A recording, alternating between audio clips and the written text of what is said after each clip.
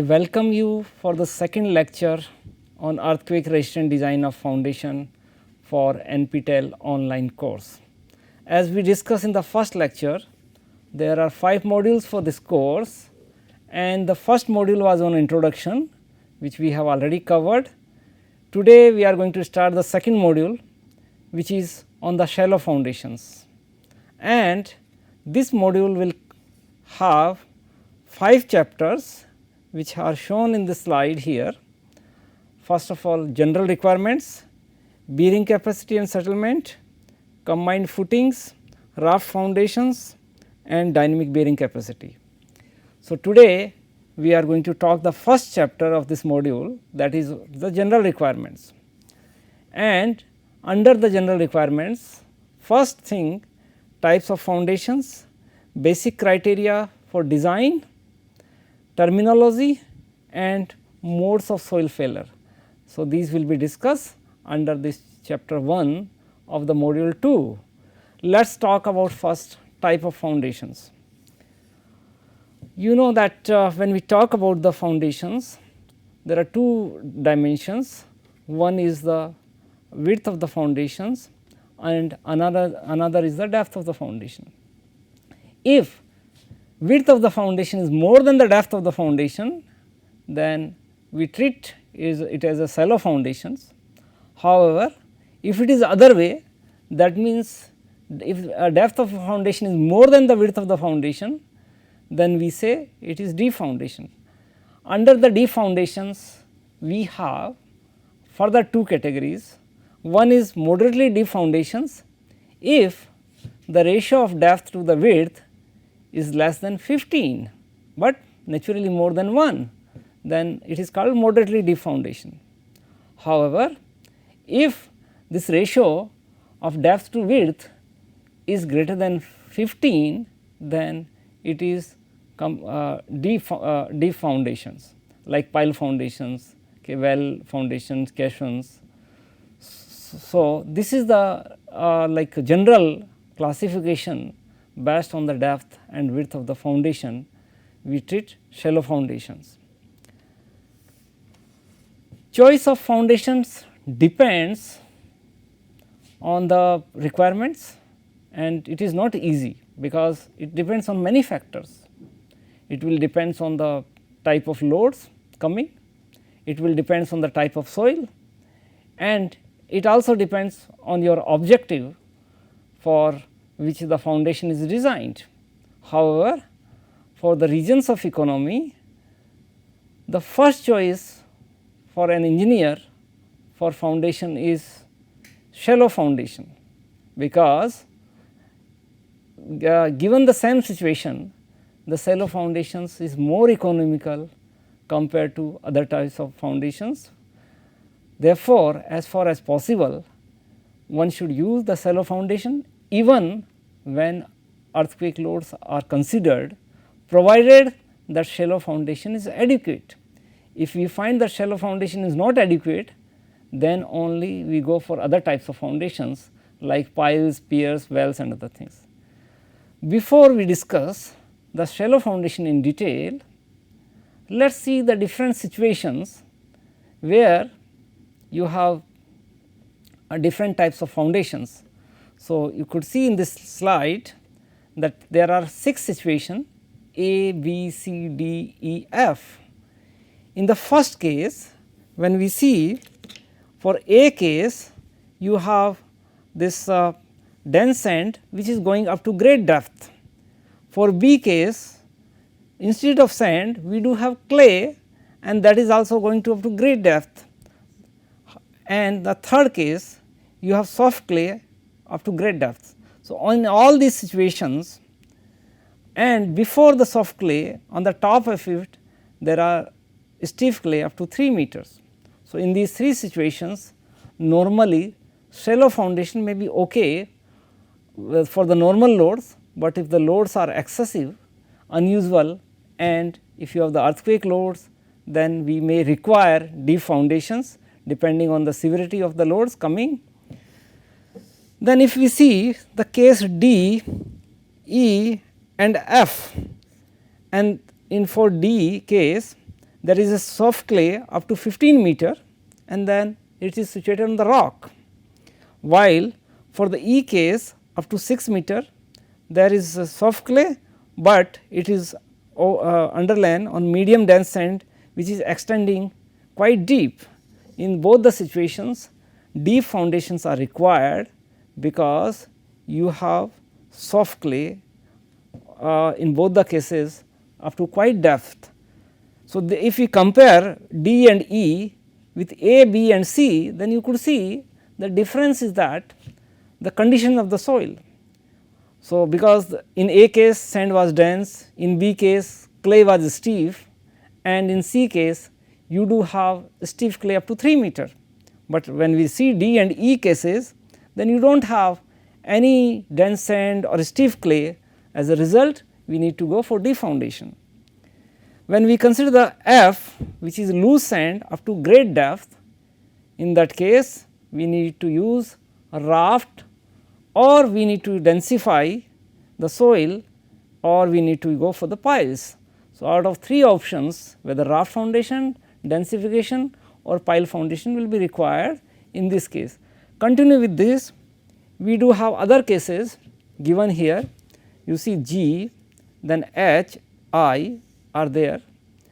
So, for the G, the situation is like that, you have soft soil up to 8 meter depth, then medium up to 16 meter and then firm. So, 16 meter is quite deep. So, because it is up to 8 meters, it is soft clay. So, we need to use raft or friction piles. In H case, it is compact sand up to 3 meter, then another 3 meter medium soft clay. So, what we do? We require drilled piers or cast sensitive piles. Then you have another situation where you have 3 meter, 6 meter and then going, and then gradually you have compact glacial fills. So, the conditions are not good. So, in that case again the pile foundations driven or cast sensitive piles are required. Wherever you do have the rock in this case J, so on the top of it rock you have miscellaneous fills, dense sand and firm clay. In this case again we require piles, while in this case K, which is up to 12 meter soft clay, then medium dense. So, piles or piers are required, and then finally in case of L, which is miscellaneous fills and loose sand up to 5 meter underlain on the rock, we require end bearing piles or piers. So, in general, seeing all these cases, one can see that what type of foundation is required. That depends on the type of soil first of all, in which type of soil, even for the same loads, but many times even if the type of soil is same, but loading conditions are different. If you have the heavy loads, then the foundation gets changed. As for earthquake load are concerned, first we go with the shallow foundation, and among the shallow foundations also we do have different categories, different types of shallow foundations. So, for example, when you have the stiff footing, or stiff footing is that type of footing where L is quite length of the footing is quite more than the width of the footing. That means you have a continuous footing maybe on that. So, that is a straight footing, and you do have isolated footing where you have separate footing for under a column. So, you could see that there is one column and then this is isolated footing. Then we do also have what is called trapezoidal combined footing.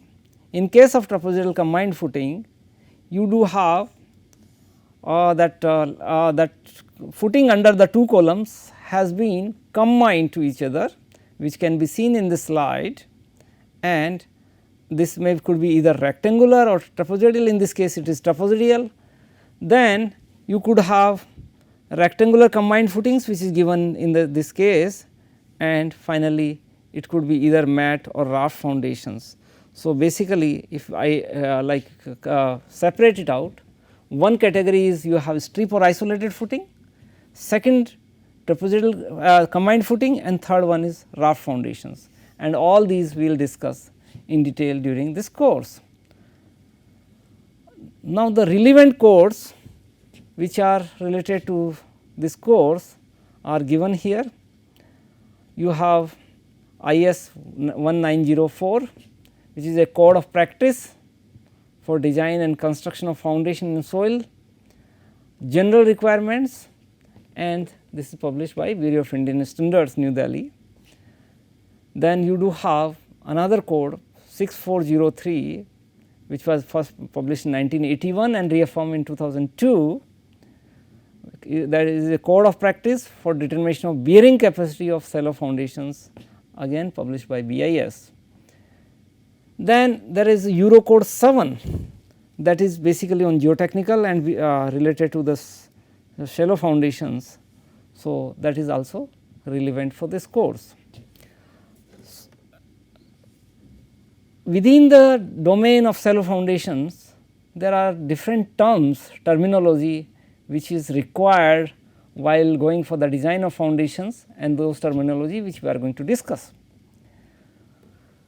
We do have what is called gross pressure or gross loading intensity, denoted by QG as shown in the slide. This could be defined as pressure due to weight of the superstructure, self weight of footing, and weight of soil. So, that means it consists of all combined weights from the top of the footing, coming from top, and you have superstructure, then below that you have footing, and below that you have the soil. So, combined jointly all the three weights, total weight will give you the, and divided by the area where you will give the loading intensity. So, gross means it will include all. Then we do have the net pressure or loading intensity, which is Q subscript n, and that is if we exclude the weight of the soil coming on the footing, then that is the net pressure or loading intensity, which you could see in this figure. Actually, as far depth of foundation is concerned, it is from the ground level. What you could see here, you could see is here is the ground level, this is the ground level, and this is the base of the footing. So, the distance between the ground level and the base of the footing you do have is df, and this df is nothing but it is called depth of the footing. So, whatever weight of the soil inside this df will be minus gamma df, and once you do have subtract that, then you get net pressure or loading intensity. Then third one is called ultimate bearing capacity, which is QU, and when we talk about ultimate bearing capacity, this is the minimum gross intensity of loading that the soil can support before the failure in the shear mode. That means, this is the, in other words, if I say that this is the maximum permissible value, because if you go beyond that, then your soil will get failed in shear mode. So, this is the this gross intensity which we can have. Now, continue with this. There are more terms which are defined, that is net ultimate bearing capacity QNU. Again, to find the net ultimate bearing capacity, we subtract the weight of the soil column, which is minus gamma df. So, QNU minus if I see that QNU minus so QU minus gamma df is the value of QNU. Then for design purpose, instead of net ultimate bearing capacity, we required what is called safe bearing capacity. So, there is a difference between ultimate word and safe word. So, if you see safe word here, it is ultimate word as used. So, once we say safe, then we need to divide the value of QNU, which has been obtained in 0.4, by a factor of safety Fs.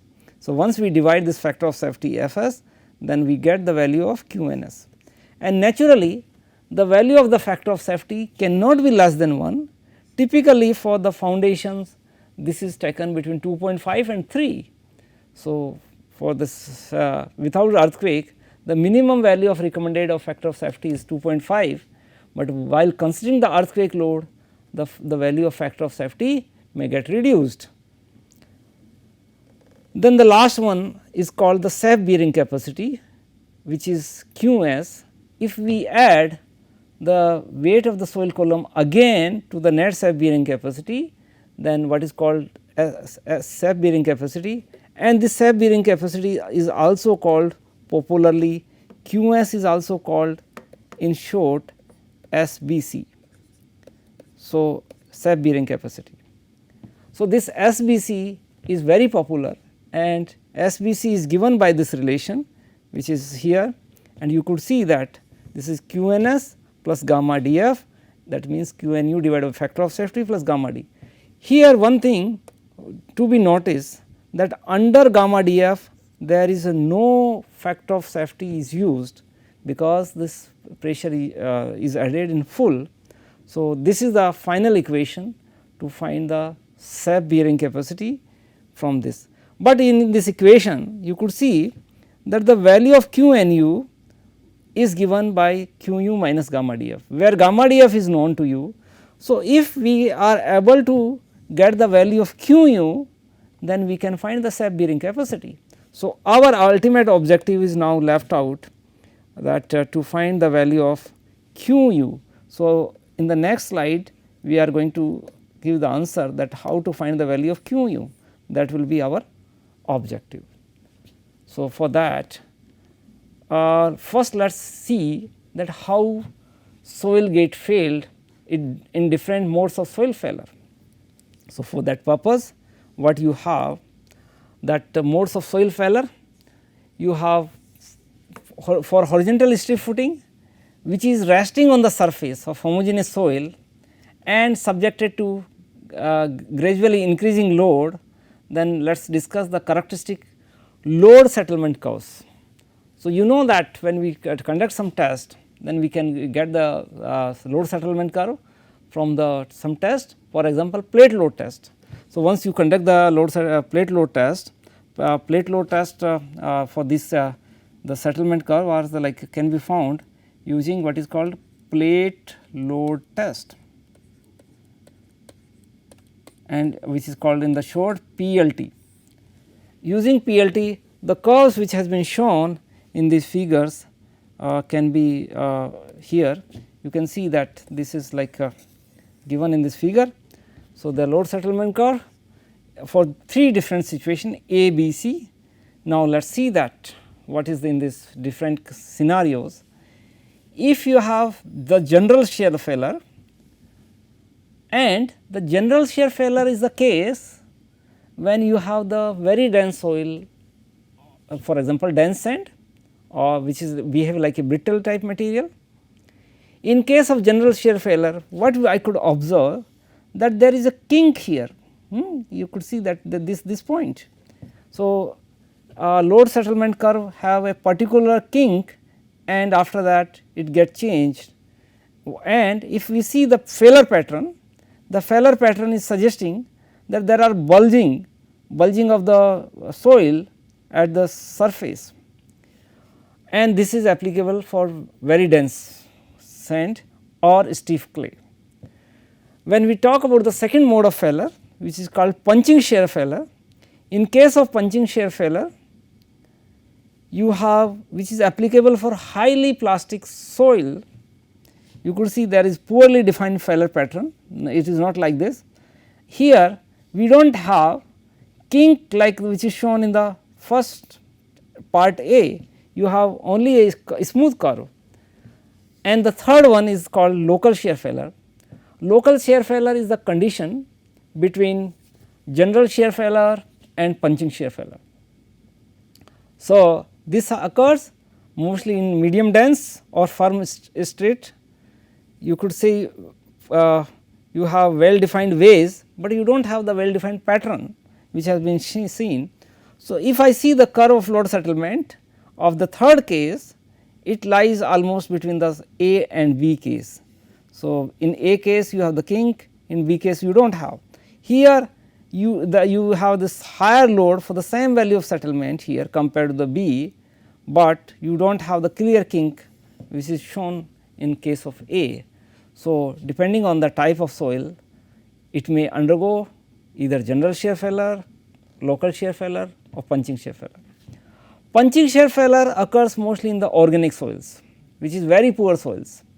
So, those types of soils are not allowed for the foundations.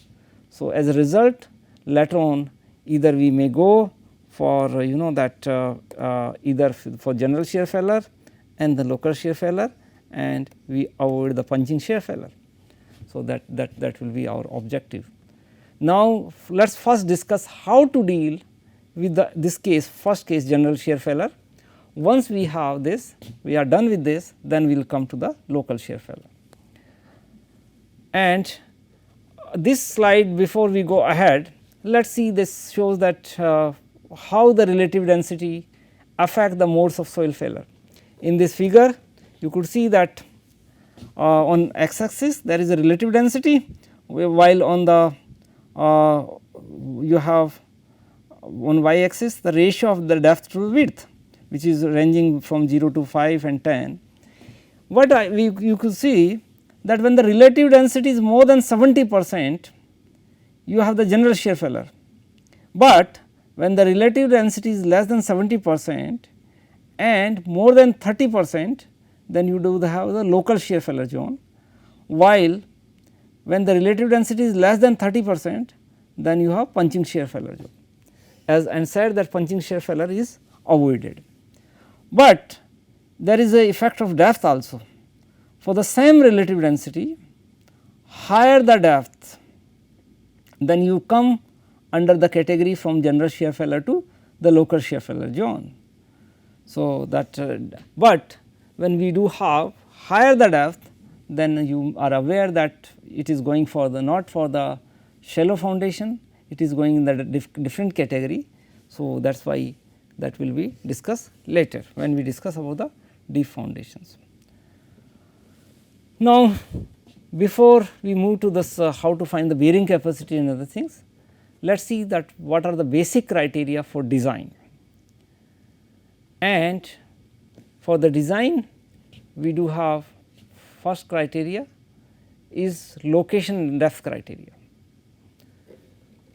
Irrespective of the loads or type of soil, there is a minimum, bare minimum depth of the foundation, and that depends on the general conditions of the site, that we need to select the depth of foundation such a way that its performance is not adversely affected by factors such as lateral expulsion of soil, seasonal volume change by freezing etc.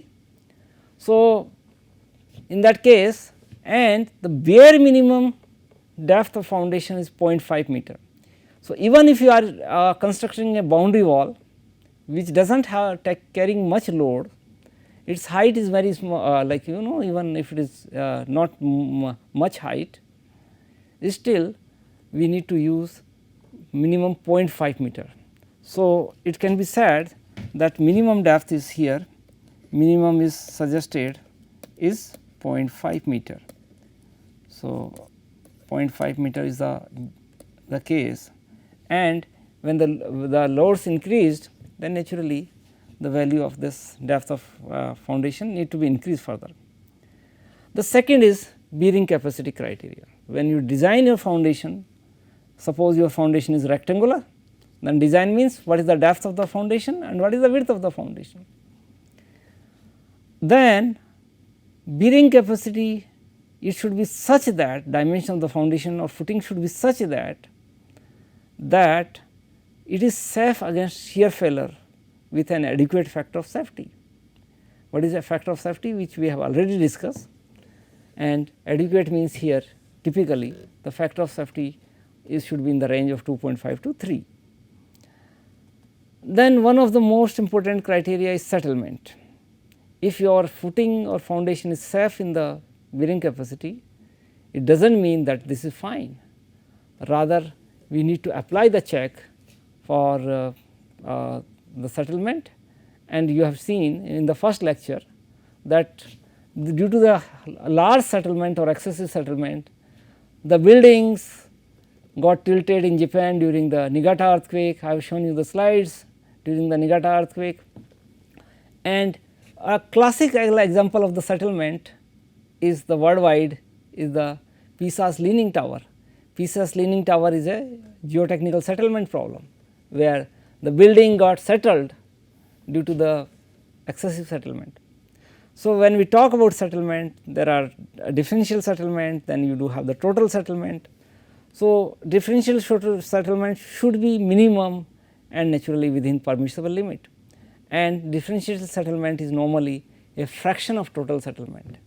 So, we need to reduce the total settlement, but the differential settlement should be totally avoided, and this limits for differential settlement is going to be lower than the total settlement. So, this is regarding the basic criteria, and with this I thank you for this chapter 1 for the module 2.